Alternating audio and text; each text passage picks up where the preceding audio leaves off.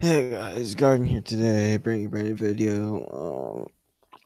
I kind of didn't really want to make this video because I'm kind of bummed out that I got second in all honesty, but it's all I can really get, I guess. I mean, I made a fuck up at the end I shouldn't have made, and there was some unfortunate luck, and I really feel like I should have won the whole event. In all honesty, I really think I should have blown them out right there. But good stuff to Scorch, of course, winning season 2 finale with Gokis.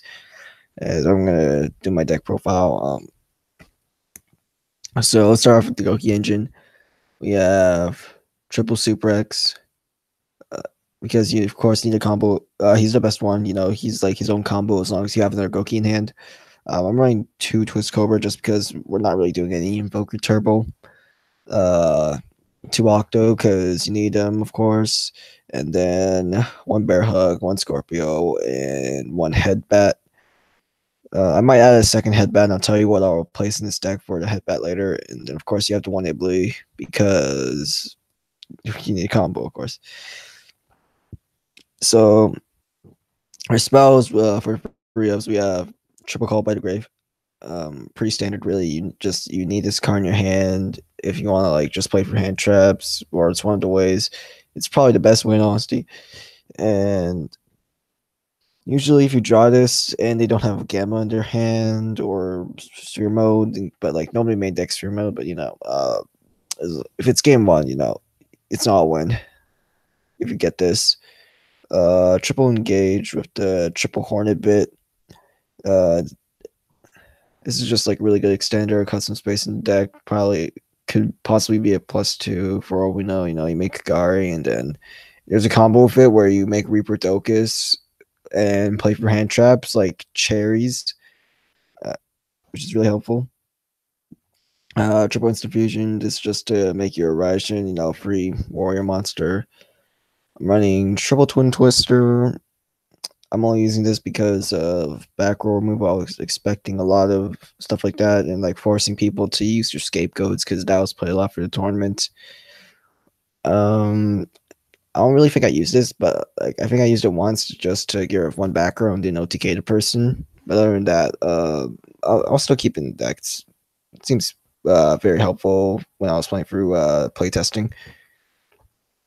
Control Magical Midbreaker. This helped me a lot, actually. A lot of people couldn't use their Ghost Ogres and shit like that on me because they couldn't target. Of course, I'm not sure, but like maybe it prevents scam or something. I don't think so, though. Yeah, this helped with targeting just in case you could. They had like something like Ghost Ogre, some other hand trap. I'm not too sure. I just played it because that was kind of like trending, and in all honesty, I really liked it when I was using it on Nexus because I found that when I used it, my combos weren't interrupted as much. And then we're playing double rematch. A lot of people are saying, "Hey, maybe we should cut this to 1." I'm only using 2 for the grind game, where I'll explain the double rematch later when I explain my extra deck.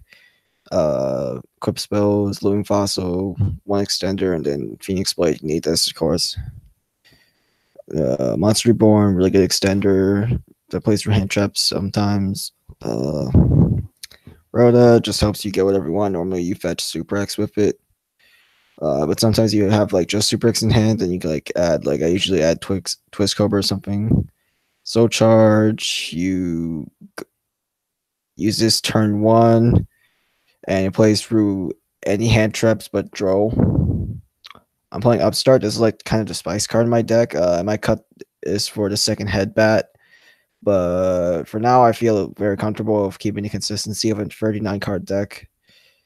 And then I use triple Brigandine because it's just another extender.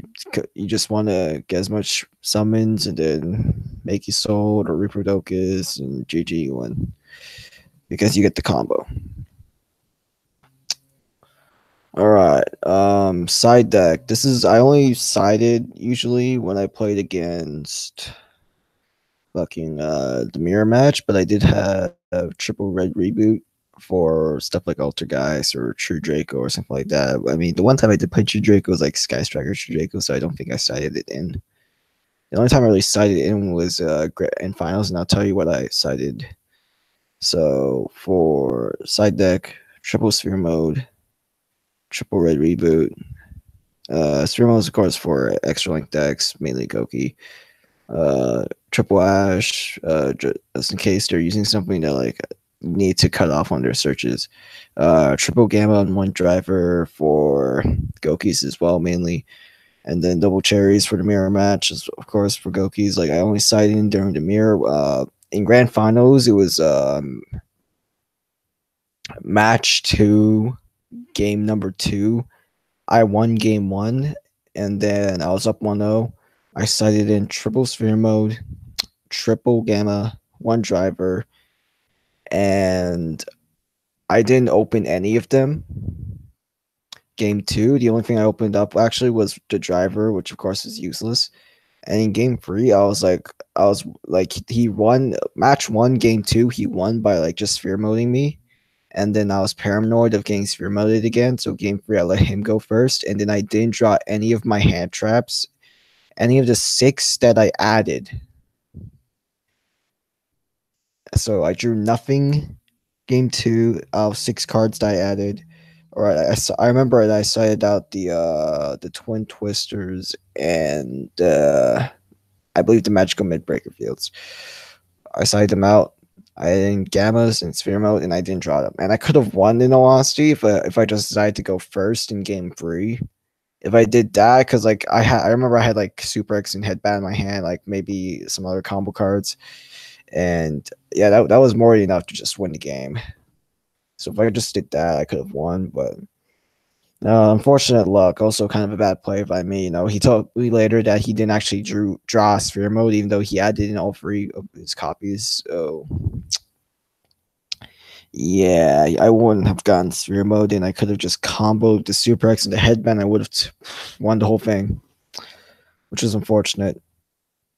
So yeah, that's kind of how I lost and got second. I honestly feel like game 1, match 1, he won 2-0. Because game 1 he comboed me, game 2 he just fear moded me, and then match number 2, like I told you, I won game 1 by just comboing him. Game 2, he comboed me. I didn't draw any hand traps. Game 3, I let him go first, and I didn't draw the hand traps again 2 games in a row, and I ruined 6 hand trap. It's 6 things that could have killed him, by the way. But I didn't draw any of them, and I honestly could have went first and would have won because he didn't draw his own sphere mode, and he didn't draw any hand traps either. Because the only hand traps he was playing at that time was, I think he kept his cherries. Never mind, but like he didn't draw any hand traps. Just end of the story, man. So yeah, that was unfortunate. Extra deck. When he sold, you just need this for a combo and one Reprodokus if you need to play around cherries. Double Goblin just a combo. If you want to like make Phoenix instead, like you just like instead of summoning the first Goblin, you make Phoenix under Isolde, or yeah, usually under Isolde, and then pop the back row, and then use rematch, summon 2, make Firewall with Isolde and the 2 Gokis. You know how it works. So Mermaid, of course, the combo. Unicorn, really useful. Also, I used it quite a bit in my Gumball combos. Usually, it's like, so you don't have to summon him, but you know you can. And he also helps you play around John Ibli, or he'll helping you play around drawing double equip spells. But that almost never happens to me.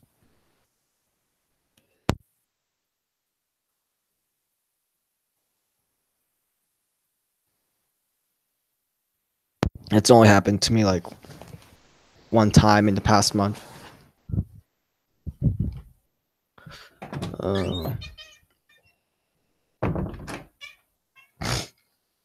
One Firewall, you know, need this combo. He's really broken. Probably will get banned on the ban list. Trigate, pretty self-explanatory. Link Rebo, also self-explanatory. You need them for whether you're doing the U board or the Gunbar combo. Sorry if I don't sound so well right now. I'm just feeling kind of down. Summon Sorceress. This helps you play around some hand traps sometimes. Allows me to play a one-hit bet as well, so I can keep that consistency of the one upstart. So this one card that people question me about. I'm using Underclock instead of Cerberus. And the reason behind this is because for the grind game, if I played Underclock and then I used rematch and then I went for like only 2 and I could have made like Goblin continue to combo, or I could have sorry guys. Or I could have just like kept summoning or just like made it as Phoenix or something like that. But if I kept comboing, I could have made like a firewall or some shit like that. And overall, I would have like for the grind game, it was really useful in playtesting to deal with people and just killed them. So that's why I picked it over Cerberus, because Cerberus, it would just like destroy one monster sometimes. But yeah, that was pretty much it. Oh, Gumblar, I was doing the Gumblar hand loop, and I personally prefer it over the U board because I see a lot of people playing for the U board because they would have much more, what's the word, resources. Because the U board is like probably harder to break, but no, how do I say this right?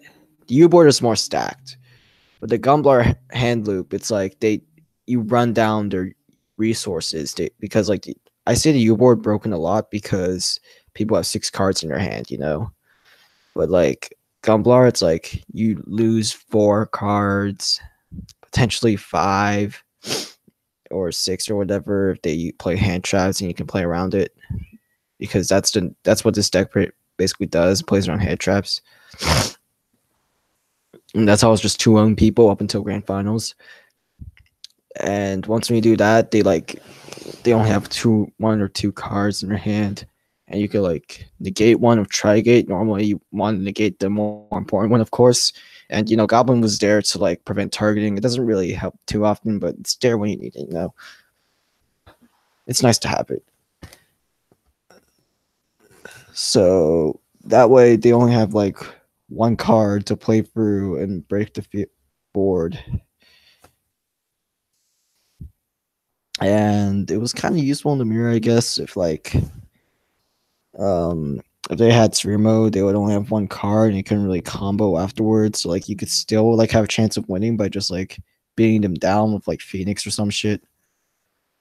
Okay, so and then next for the extra deck, Kagari, you need this to like make the Reaper Dokus combo and shit like that. Play for the cherries. She was there. I used her a lot, going second sometimes when I was play testing. I'm just like trying to play through the floodgates and everything. If I didn't draw Twin Twisters usually, or sometimes I would still use it just because they would have like 4 back row or some shit. And then Raijin, this is just fucking instant fusion target. He can gain a monster sometimes by just putting it face down, and just sometimes it just really helps with playing through shit and getting a combo, because you get your combo, you win the game. And yeah, no Dragonus because we're not playing Invoker. So that's it for the deck profile. I personally think that this was the best deck of the weekend. I personally think that I should have won, in honesty, but still, I'm gonna say that Scorch did play very well. He made it very well. Good loses bracket run. He actually did what I did last season. He lost to Darkness, winners round 1, and just came back. swinging. So that was unfortunate from me to just choke like that. So hope you guys enjoy. Let's go and sing out. Peace.